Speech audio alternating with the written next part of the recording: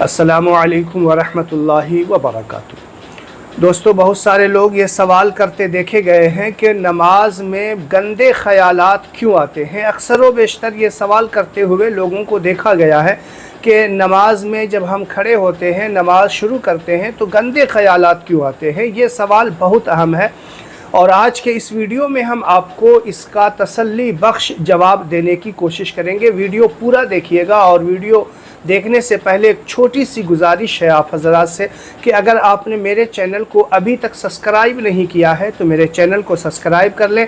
Video अच्छा लगे तो लाइक और शेयर ज़रूर किया करें।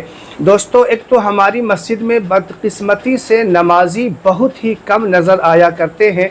अल्लाह की बारगाह में दुआ है कि मौला करीम हम सब को नमाज़ पंजगाना की तौफीक नसीब फरमाए। और अगर गिने चुने कुछ नमाजी हैं तो उनमें से 20% ऐसे लोग हैं। देखिए, मेरी बात हो सकती है किसी को कड़वी लगे, लेकिन मैं आईना हूँ, दिखाऊंगा दाग चेहरे के। बुरा लगे किसी को तो सामने से हट जाए। 20% नमाजी ऐसे हैं जो इसलिए नमाज पढ़ते हैं कि वो नया कारोबार शुरू करते हैं और इस ख़याल से कि चलो नमाज भी शुरू कर लेते हैं कि नमाज शुरू करने की बरकत से हमारे कारोबार में बरकत हो जाए। और बहुत सारे ऐसे नमाजी हैं। देखिए, मैं आपसे कमेंट करके इस सवाल का जवाब नहीं मांगूंगा कि आप मेरे सवाल का जवाब कमेंट करके तायीद करें, लेकिन अगर आपने अपने दिल में इस सवाल का जवाब दे दिया तो मैं समझूंगा कि मेरे वीडियो बनाने का मकसद कामयाब हो गया। तो 20% तो आपको ऐसे नमाजी मिलेंगे जो कारोबार में बरकत के लिए नमाज शुरू करते हैं, और 20% ऐसे नमाजी आपको मिल जाएंगे जो किसी ऐसे मौलवी को फॉलो करते हैं जिसने उसके कान में ये भरा हुआ होता है कि आप नमाज जो है एक वर्जिश है, नमाज पढ़ने से कमर का दर्द और पैर का दर्द, घुटने का दर्द सही हो जाया करता है। इस मकसद से नमाज पढ़ते हैं कि चलो मेरे कमर का दर्द या मेरे पैरों का दर्द ख़त्म हो जाएगा। और बहुत सारे नमाजी ऐसे आपको मिल जाएंगे जो किसी बीमारी या परेशानी में मुब्तला होने के कारण नमाज शुरू करते हैं कि अल्लाह ताला नमाज की बरकत से मेरी ये परेशानी ख़त्म कर देगा। तो देखिए, मेरे बताने का जो मकसद है ये है कि नमाज पढ़ने से बेशक तमाम परेशानियां दूर हो जाया करती है, नमाज पढ़ने से मुश्किलात भी ख़त्म होती है, लेकिन नमाज इसीलिए पढ़ना कि मेरी परेशानी ख़त्म हो जाए, नमाज इसीलिए पढ़ना कि मेरे कारोबार में बरकत हो जाए, नमाज इसीलिए पढ़ना कि मेरी फ़लाँ बीमारी दूर हो जाए। तो बताइए कितने ऐसे लोग हैं जो नमाज इसलिए पढ़ते हैं कि अल्लाह तबारक व तआला ने हुक्म दिया है, मेरे खालिक व मालिक का ये हुक्म है, इसलिए हम नमाज पढ़ रहे हैं, नमाज हम पर फ़र्ज़ है, कुरान में अकीमुस सलाह का हुक्म है, इसलिए हम नमाज पढ़ रहे हैं। आप ख़ुद अपने दिल में जवाब दे देंगे तो मेरे वीडियो बनाने का मकसद कामयाब हो जाएगा। बताइए कितने लोग ऐसे हैं। तो क्या ये मकसद लेकर के नमाज पढ़ना सही है?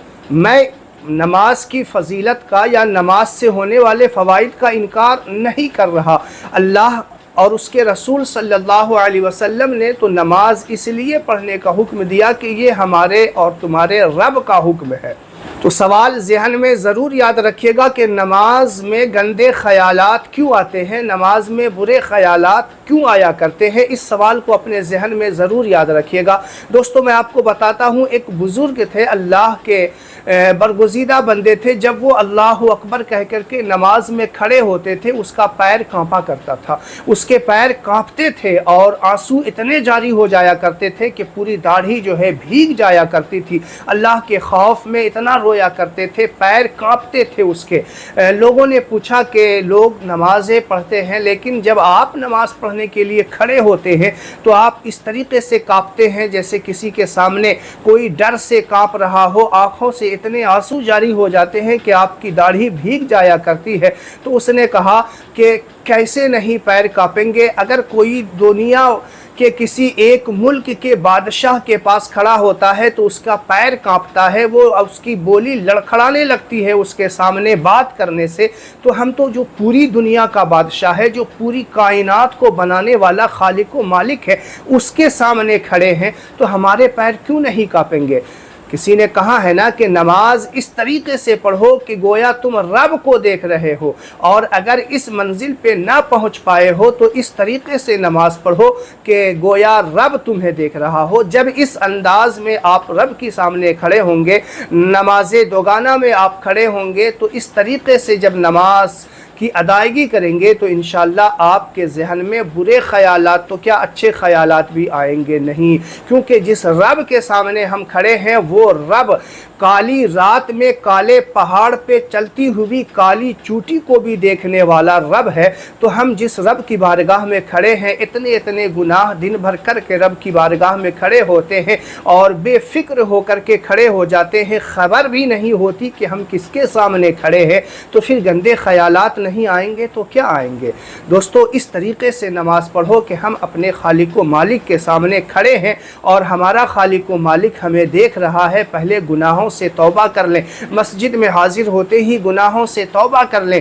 اللہ تبارک و تعالی تو توبہ معاف فرمانے والا ہے، اور جب توبہ کر کر کے صحیح طریقے سے اللہ کو حاضر و ناظر جان کر کے رب کو یہ خیال کر کے نماز پڑھو گے کہ ہمارا خالق و مالک ہمیں دیکھ رہا ہے، تو انشاءاللہ رب کی ذات سے پوری امید ہے کہ آپ کے ذہن میں گندے خیالات نہیں آئیں گے۔ تو انشاءاللہ آپ کو میری بات سمجھ میں آ گئی ہوگی۔ اچھا لگے تو شیئر کریں، برا لگے تو معاف کریں۔ السلام علیکم ورحمۃ اللہ وبرکاتہ۔